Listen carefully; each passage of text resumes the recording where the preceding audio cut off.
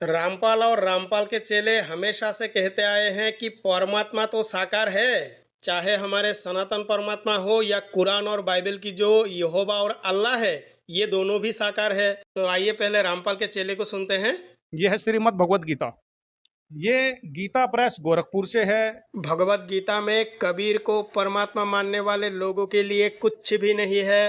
अध्याय 7 के श्लोक नंबर 25 में इसमें ब्रह्म भगवान कह रहे हैं कि अपनी योग माया से छिपा हुआ मैं सबके प्रत्यक्ष नहीं होता। अध्याय 7 के श्लोक नंबर 25 में कहा कि मैं अपनी योग माया से छिपा रहता हूँ, सबके समक्ष नहीं होता। तो फिर वो कैसे निराकार हुआ? जब गुरु ही घंटाल है तो चेला कैसे जान जाएगा? मैं सबके प्रत्यक्ष नहीं होता, वो परम तत्व तो आंखों का विषय नहीं है, इसीलिए निराकार है। और यहाँ ब्रह्म कहाँ है भाई? ना हम प्रकाशः सर्वस्य योग माया समावृतः मूढ़ो अयम नाभिजानाति लोके मामजम अव्ययम। अपनी योग माया से छिपा हुआ मैं सबके प्रत्यक्ष नहीं होता, इसीलिए यह अज्ञानी जन समुदाय मुझ जन्म रहित अविनाशी परमेश्वर को नहीं जानता, अर्थात मुझको जन्मने मरने वाला समझता है। रामपालियो, ये निर्गुण निराकार परमात्मा है जो आंखों का विषय नहीं है। यहाँ ब्रह्म कहाँ से आ जाएगा? तुम्हारा गुरु ही झूठा है, तुम सच्चाई को जान जाओगे। ये देखिए, ये है अध्याय नंबर 8 का श्लोक नंबर 13। इसमें लिखा है, ओम इस एक अक्षर रूप ब्रह्म को उच्चारण करता हुआ मुझ ब्रह्म का चिंतन करता हुआ शरीर को त्याग कर जाता है। इसके अंदर में जो ब्रह्म है वो कह रहा है मेरा ओम मंत्र है, अपना नाम ब्रह्म बता रहा है। अरे पाखंडी गुरु का चेला, गीता तुम्हारी औकात से बाहर है, तुम इसको समझ नहीं पाओगे। तुम्हारा गुरु ने ही नहीं समझा। कहाँ लिखा है यहाँ कि ब्रह्म का एक ही मंत्र है, वो ओम है? भाई मेरे समझ में ये नहीं आती, इन लोगों को हमारी भगवत गीता से इतना लेना देना क्यों है? यहाँ तो कबीर या गरीब नामी कोई परमात्मा नहीं है। ओम इति एकाक्षरम ब्रह्म, ब्रह्म को उच्चारण करता हुआ। इसमें अपना नाम भी कह दिया, ये भी बता दिया कि ये गुप्त रहता है। गुप्त रहने का मतलब ये नहीं कि वह निराकार हो। ओम इत्येकाक्षरम ब्रह्म व्याहरण माम अनुस्मरन् यह प्रयाति जन देहम सायति परमाम गतिम। ये दोनों श्लोक एक ही साथ में है, परंतु रामपाल के चेले ने एक को दिखाया और जो श्लोक संख्या 12 है उसको नहीं दिखाया, क्योंकि इनको पढ़ना नहीं आता ना। दूसरे वीडियो में मैं जरूर दिखा दूंगा। ओम इस एक अक्षर रूप ब्रह्म को उच्चारण करता हुआ और उसके अर्थ स्वरूप मुझ निर्गुण ब्रह्म का चिंतन करता हुआ, मैंने कहा था ना कि वो निर्गुण निराकार परमात्मा है। शरीर को त्याग कर जाता है, वो पुरुष परम गति को प्राप्त होता है। रामपालियो, तुम नरक में ही जाओगे, क्योंकि तुम्हारा जो गुरु है वो तो है ही नरक में, तुम भी जाओगे। इसके अंदर में जो प्रमाण मिला है कि गीता ज्ञानदाता अपने आप को कहता है कि मैं ब्रह्म हूं, मेरा मंत्र ओम है। अरे पाखंडी गुरु का चेला, गीता में मंत्र नहीं श्लोक है। कोई व्यक्ति अगर छुपा हुआ है, गुप्त है, तो इसका अर्थ ये नहीं होता कि वो निराकार है। ये रामपाल का चेला धूर्त होने के साथ साथ मूर्ख भी है, क्योंकि भगवान ने कहा मैं छुपा हुआ किसी के प्रत्यक्ष नहीं होता। तो क्या वो छुपा हुआ कोई व्यक्ति है? क्या ये प्रमाण कर सकता है रामपाल का चेला?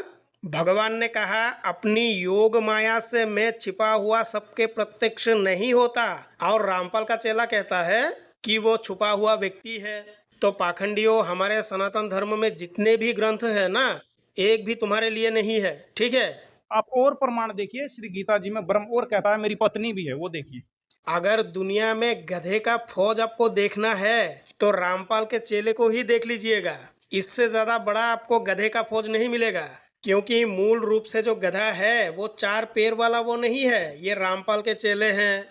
इसी के अध्याय 14 के श्लोक नंबर, ये 14वां अध्याय है, अध्याय 14 का श्लोक नंबर 4 और 5। इसमें लिखा है कि हे अर्जुन, नाना प्रकार की सब योनियों में जितनी शरीरधारी प्राणी उत्पन्न होते हैं, प्रकृति तो उन सब की गर्भ धारण करने वाली माता है, और मैं बीज को स्थापन करने वाला पिता हूँ।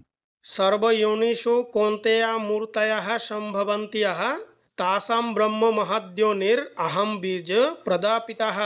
हे अर्जुन, नाना प्रकार की सब योनियों में जितनी मूर्तियां अर्थात शरीरधारी प्राणी उत्पन्न होते हैं, प्रकृति तो उन सब की गर्भ धारण कराने वाली माता है, और मैं बीज को स्थापन करने वाला पिता हूँ।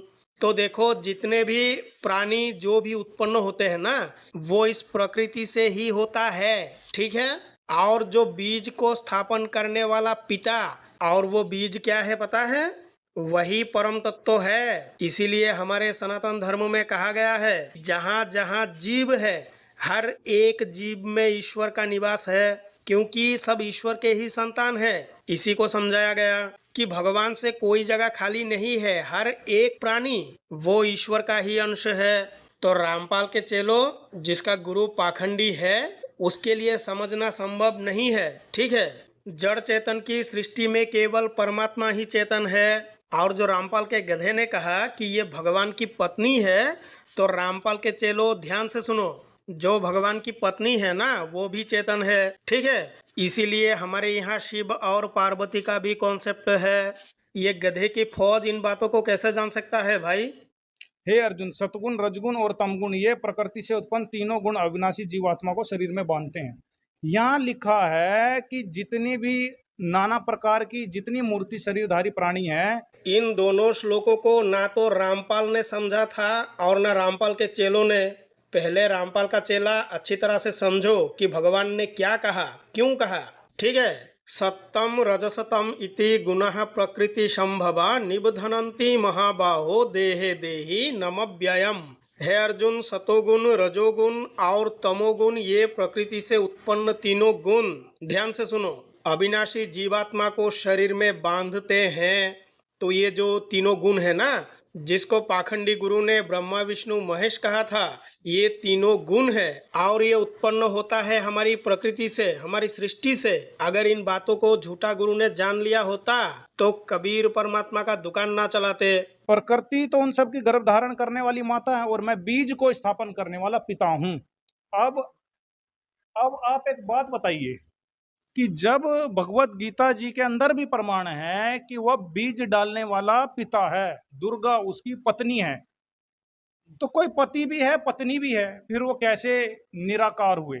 इसके खंडन में दोबारा वीडियो लाऊंगा मैं, क्योंकि इस व्यक्ति ने ईसाइयों के पुस्तक बाइबल और हमारी भगवत गीता को एक करने का कोशिश किया है। तो बंधुओं, वीडियो को यहीं पे समाप्त करते हैं, मिलते हैं अगली वीडियो में। धन्यवाद।